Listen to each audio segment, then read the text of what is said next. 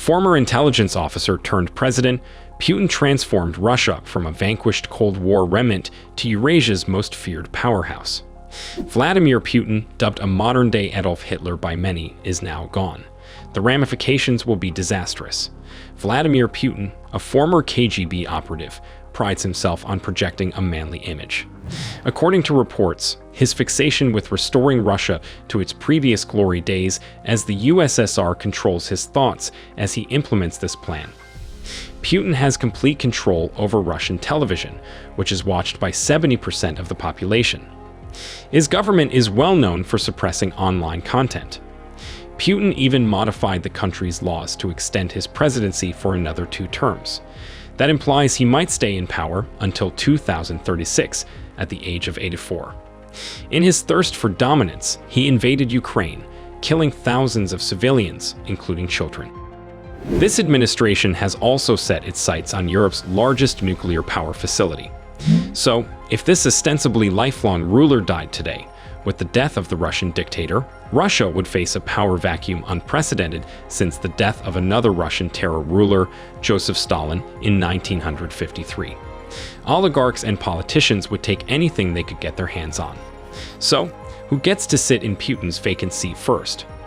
Prime Minister Mikhail Mishustin would assume power immediately. This temporary president would be in charge for 90 days until the next presidential election.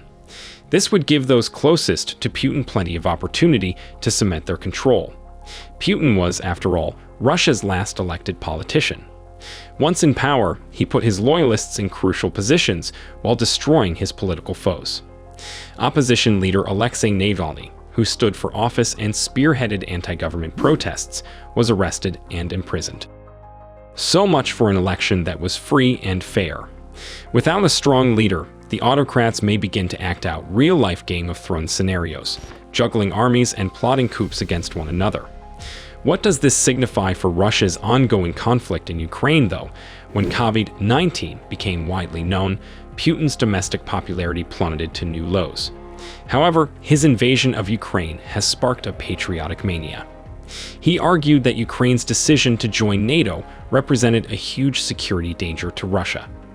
Despite their high popularity ratings and decades of marketing, 51% of Russians believe the 2 countries should remain separate. Whoever succeeds Putin will face a difficult choice between continuing pro-Putin measures and beginning a new chapter in foreign relations. However, this battle may introduce a number of unknown variables. For one thing, if Putin did not handpick a successor before his death, a military officer may attempt to seize control. This might place Russia's military, chemical weapons, and nuclear weapons in even more dangerous hands. It may be hard to keep a country of this size together, and this might allow the United States and the European Union to smash Russia's economy. Following Russia's invasion on Ukraine, the international community retaliated by imposing economic penalties on Putin. The ruble's value plummeted to less than 1 penny. Many Russian banks are no longer able to use the SWIFT financial system. This means that transactions worth trillions of dollars have been halted. Some airlines would not even take Russian nationals on board. Moreover, several of nations have already banned Russian planes from their airspace. Russians are now effectively besieged within their own nation. They are unable to travel to Europe. They are unable to purchase iPhones. Every day, their savings are dwindling.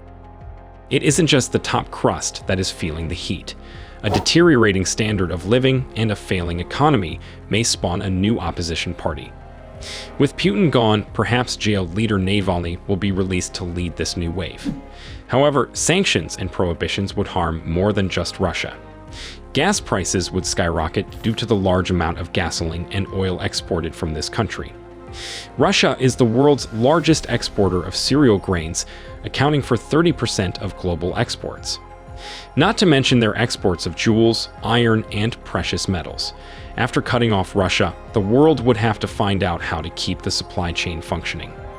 Regardless of who takes the reins, the rising pressure from all sides might be enough to force Russia to leave Ukraine. When you don't have any money, it's difficult to keep a war going.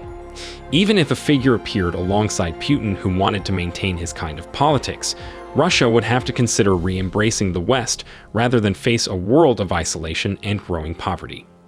Russia may be compelled to give up regions that formerly belonged to other countries if they are cornered. The annexation of Crimea and Donbas by Putin might be over. Returning these regions to Ukraine might help the people of this unlawfully divided country regain their pride.